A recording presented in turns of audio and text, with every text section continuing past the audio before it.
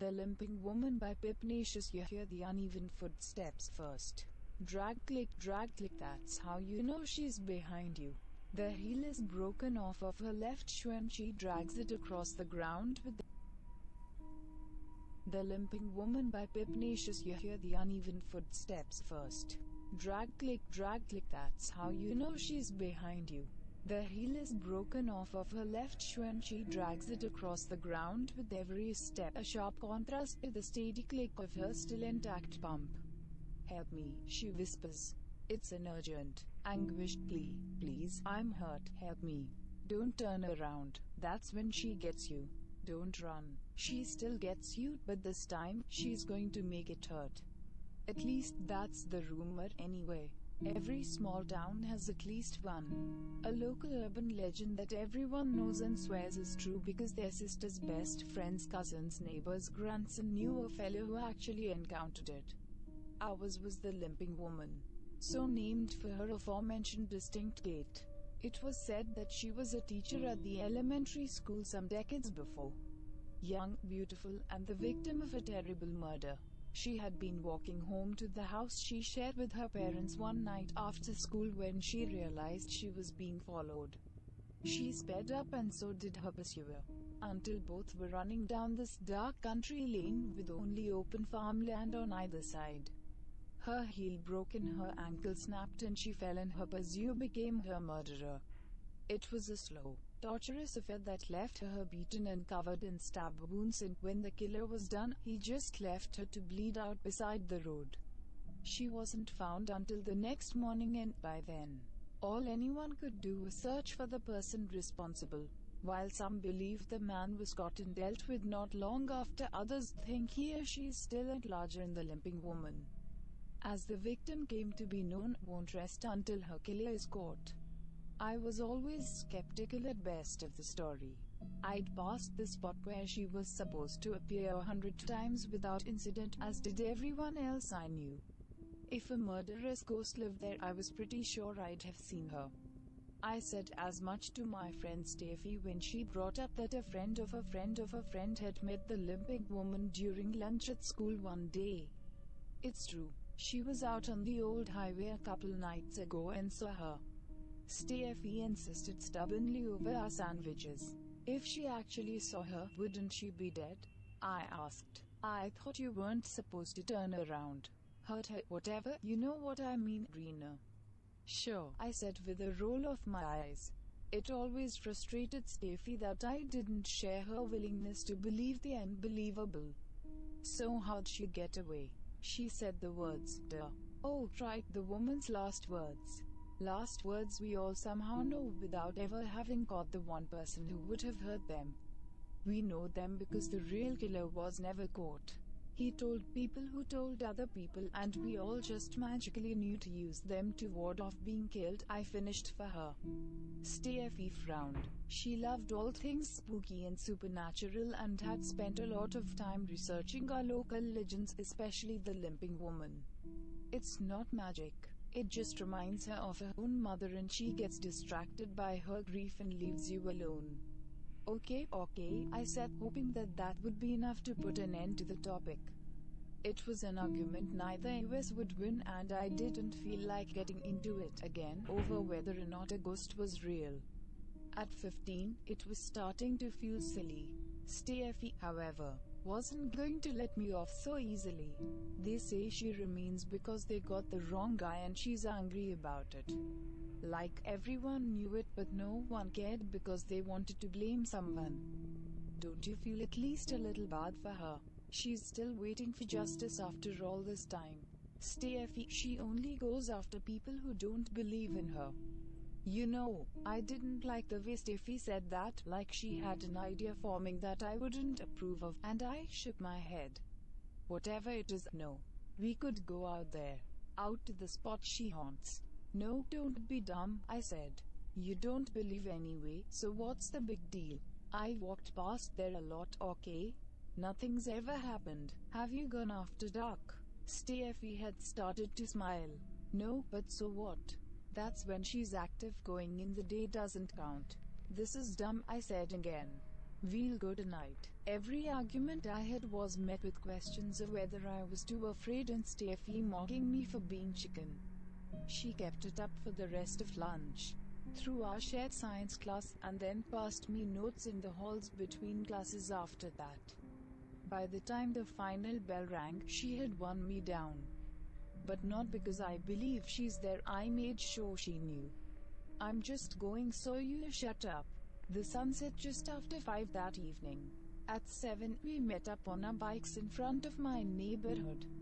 Her parents thought she was doing a project at mine thought I was at hers. And we had 2 hours to ride out to the farm where the limping woman was set to haunt and get back before they started trading phone calls. We pedaled hard and fast, leaving behind the glow from windows and street lamps until darkness swallowed up the world around us. With only moonlight to guide us, we wove our way across town and passed into the outskirts, where the insects were louder, the stars brighter, and the safety that came from feeling like you were surrounded by other people fell away. It was hard not feel entirely exposed out on that old road, where flat fields rolled off into the distance on either side. There was the occasional barn or farmhouse set a ways off down long dusty drives, but otherwise, it really was just us and our bikes in the night. Up ahead, Steffi said from behind me, "See the cross? That's the marker for her." We skid to a stop a few yards away from it and exchanged a glance almost lost in the shadows. "Scared?" she asked, breathless with excitement. "No," I said. It was an honest enough answer. I was nervous, sure, but who wouldn't be when you're outside after dark? "Remember, if you turn around, she gets you. If you try to run, she makes it worse. Just stand still when she's close by and say the words." Steffi spoke so seriously that I had to stifle a giggle. It was ridiculous. I kept trying to tell the to all the butterflies stirring in my stomach, but it didn't do much good. We climbed off our bikes and set them on their kickstand. Steffi groped about for my hand and entwined her fingers with mine. She was shaking. "Ready? Let's just get it over with," I replied. We walked up to where the cross was placed and paused. Steffi squeezed my hand and took in a slow, shuddering breath. Her fear was starting to have an effect on me, quickening my heartbeat. But I squared my shoulders and clenched my jaw and took a step forward.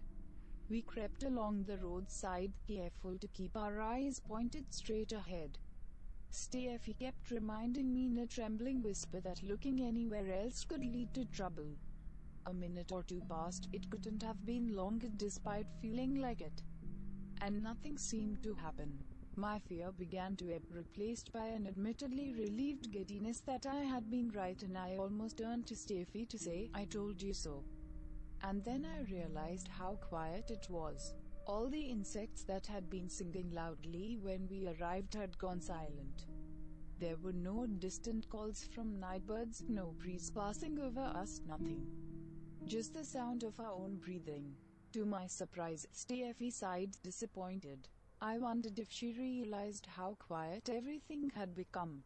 How could she not feel how claustrophobic it had become out on that open road, how closed off we were in the dark and the silence? I wanted to ask her, but the question was like a knot in my throat that I couldn't untangle. Behind us, grass rustled, followed by the crunch of loose gravel underfoot. Like someone was pulling themselves slowly out of the field and onto the road. Drag, click, every hair on my body stood up at once. "Rena," I hadn't realized that my grip on Steffi's hand had tightened so much. I could feel her eyes on me, but couldn't bring myself to look at her. From somewhere over my shoulder, a woman started to sob softly. "Help me," she cried plaintively. "Rena?" Steffi said again. "Yes, she's coming," I managed to whisper. Instead of being scared, Steffi snorted. "Real funny. I get it, okay? The limping woman is just made up. I'm convinced now. You don't have to rub it in." Drag, click, the unmistakable sound of someone inching towards us, slowly, painfully. Crying out with each step. "Please," she begged, "I'm hurt and he's still out there." "Steffi," I hissed, tears burning in my eyes, "she's coming." There must have been something in my voice, A tightness that only true terror could cause, that convinced my friend that I wasn't just pretending. She grabbed my forearm with her other hand and clutched it until the nails were digging into my skin. "She only goes after people who don't believe," Steffi said. "That must be why." "What do I do?" I begged, my mind white and blank. My entire body was screaming to run, to get away from that thing that was getting closer and closer. But Steffi's firm grasp and my own mounting dread held me in place. "Please," the limping woman sobbed, "turn around. Help me." "The words," Steffi said hurriedly. "You have to say the words when she's right behind you." "What words?" I wanted to scream, but I couldn't speak or think. I could only hear her. Drag, click, the legend said you'd hear her uneven footsteps and be forced to listen to her pleas, but no one ever mentioned the smell. The stench of rotten earth and blood oozed through the air, slowly surrounding me and wrapping itself around me like tentacles, smothering me. I gagged and pressed my free hand over my mouth and shook my head violently, trying to clear it, trying to make sense of things. Steffi was yerking on my arm and saying something to me, over and over again, but I could barely hear her over the limping woman's cries. The smell was getting so strong, making my stomach pitch and heave until I thought I'd be sick. I leaned heavily on Steffi and she pulled me in close so that her lips were beside my ear. Through the veil of panic and nausea, I heard her scream, "Say the words." Drag, click, the limping woman was so close behind us now that I could feel the chill radiating off of her. "The words," I thought. I had to say the words. It just reminds her of her own mother and she gets distracted by her grief and leaves you alone. I heard Steffi's voice from the previous day echo in my head. Her mother. The words remind her of her mother. The limping woman's last words. "Beep please," bile rose in the back of my throat. My mother's waiting for me. The footsteps stopped and were replaced by a high-pitched, heart-wrenching keen. From somewhere off in the night, a dog started to howl. Insects began to sing again. The wind whistled across the field. Sounds of normalcy, of life. The limping woman continued to screech while I found my legs again and, with Steffi in tow, tore back to the bikes. I never once looked up from the ground. The only thing I saw as we darted by was a pair of feet in torn stockings and pumps, the heel of one of which was missing. We didn't stop riding until we made it back to my lawn, and when we got there, I raced to the bushes on the side of the house and vomited. Steffi claims she didn't hear or see anything that night. But she believes that I did. She believes that I encountered the limping woman. I tried to come up with some kind of rationalization for it, like power of suggestion or something. But when I think back to those footsteps and those sobs and that final scream, I know that there is only explanation. And now I do believe in the limping woman. Please subscribe to this girl's channel and help her grow. Here are some other vids from her. Like, share and click the bell icon to get notified whenever I read something new. Thanks. Bye. Smiley face, smiley face.